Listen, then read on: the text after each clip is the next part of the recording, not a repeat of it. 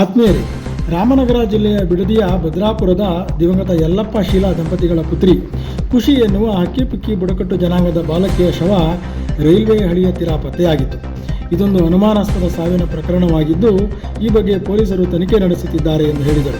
ಈ ವಿಚಾರದಲ್ಲಿ ಯಾವ ಒತ್ತಡಕ್ಕೂ ಒಳಗಾಗದೆ ನ್ಯಾಯಪರ ನಿಷ್ಠುರ ತನಿಖೆ ನಡೆಸುತ್ತೇವೆ ಎಂದು ಉಪಮುಖ್ಯಮಂತ್ರಿ ಡಿ.ಕೆ. ಶಿವಕುಮಾರ್ ಹೇಳಿದರು. ಈ ಬಗ್ಗೆ ಯಾರ ಮೇಲಾದರೂ ಅನುಮಾನ ಇದೆಯಾ ಅಂತ ಅವರ ತಾಯಿನ ಕೇಳಿದಾಗ ಅವರು ತಮ್ಮ ಅಳಲನ್ನು ತೋಡಿಕೊಂಡು ಅತ್ಯಾಚಾರದಿಂದ ಆಗಿರಬಹುದಾದ ಕೊಲೆ ಎಂದು ಎಸಿಬಿ ನ್ಯೂಸ್ ಕೇಳಿದ ಪ್ರಶ್ನೆಗೆ ಪೊಲೀಸರು ಎಲ್ಲ ಆಯಾಮದಲ್ಲೂ ತನಿಖೆ ನಡೆಸುತ್ತಿದ್ದಾರೆ ಎಂದು ಡಿ.ಕೆ. ಶಿವಕುಮಾರ್ ಹೇಳಿದರು. ಬಾಲಕಿಯ ಸಾವಿಗೆ ನ್ಯಾಯ ದೊರಕಿಸಿಕೊಡುತ್ತೇವೆ ಎಂದು ಹೇಳಿದರು.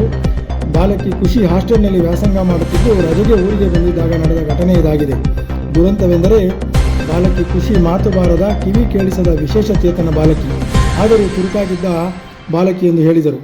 ಈ ಖುಷಿ ಬಾಲಕಿ ಕುಟುಂಬದ ಸದಸ್ಯರಿಗೆ ಸಾಂತ್ವನ ಹೇಳಿದ ಉಪಮುಖ್ಯಮಂತ್ರಿಗಳು ಜಿಲ್ಲಾಡಳಿತದ ಪರವಾಗಿ 4,12,500 ರೂಗಳು ಹಾಗೂ ಪಂಚಾಯಿತಿ ವತಿಯಿಂದ 50,000 ರೂಪಾಯಿಗಳ ಪರಿಹಾರದ ಚೆಕ್ ನೀಡಿದರು. ಅಧಿಕಾರಿಗಳ ಸಮ್ಮುಖದಲ್ಲಿ ಬಾಲಕಿ ಖುಷಿ ಅಂತ್ಯ ಸಂಸ್ಕಾರ ನಡೆಸಿದರು.